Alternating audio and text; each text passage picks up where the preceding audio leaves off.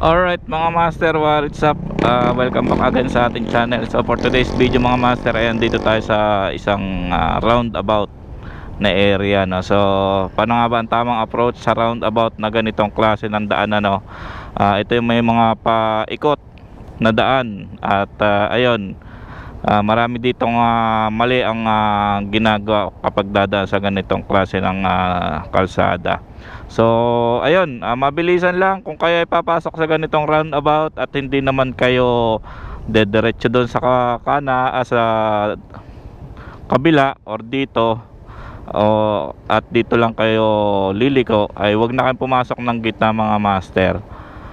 Lagi kayong tabi lang, at kung kayo ay dediretso pwede kayong pumasok. Then once na nasa gitna na kayo ay lagi kayo sisignal ng right signal, right turn signal. So ibig sabihin lalabas kayo ng roundabout. Pag kayo ay lalabas ng roundabout ay laging ugaliing magsignal ng pakanan. So since tayo ay doon pupunta, ay tayo ay papasok agad ng gitna bahagi.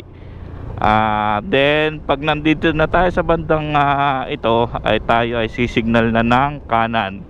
At ang isang rules diyan, lahat ng papasok ng roundabout ay lagi natin pagbibigyan.